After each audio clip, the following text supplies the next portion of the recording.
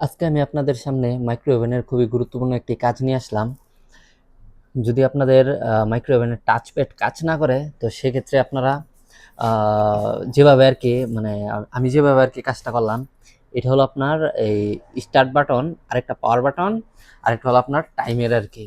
তো এটা আমি এখান থেকে আপনার লাইন টাইনা ৩টা বাটন এড করে দিলাম। এই যে দেখুন, এই লেমনটা থেকে আমি দেখলাম যে আসলে কোন লাইনে কিভাবে গেছে আর কি সংযোগটা, তো ওইভাবে আমি করে দেওয়ার চেষ্টা করছি।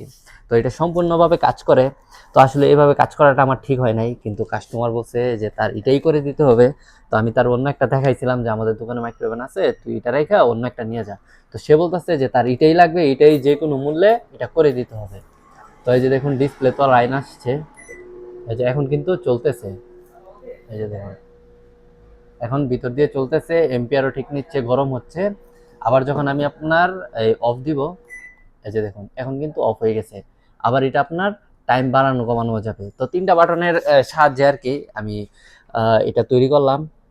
তো যারা আসলে টাচপ্যাড নিয়ে খুবই চিন্তিত থাকেন, অনেক সময় দেখা যায় কি আপনার স্টার্ট বাটন কাজ করে না, শুধু একটা বাটন দিয়েও করা যাবে।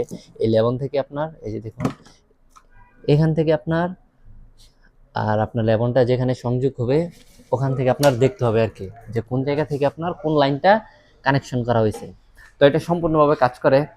তো আপনারা যদি মাইক্রোওভেনের আরও বিভিন্ন কাজ জানতে চান, অবশ্যই কমেন্ট করে জানাবেন। কারণ আমি চাই যে আপনাদেরকে একটু আনকমন কাজ দেওয়ার জন্য। তো অনেক কাজ আমি দেই না। তো আপনারা আপনারা যদি প্রথম থেকে নিয়ে শেষ পর্যন্ত মাইক্রোওভেনের কাজ চান, অবশ্যই কমেন্ট করে জানাবেন। তো যে যে জায়গা থেকে দেখছেন ভিডিওটা অবশ্যই শেয়ার করে দিবেন, যেন অপর একজন ভাই দেখতে পারে এবং তার জন্য হেল্পফুল হয়। তো সকালে ভালো থাকবেন, সুস্থ থাকবেন। আসসালামু আলাইকুম।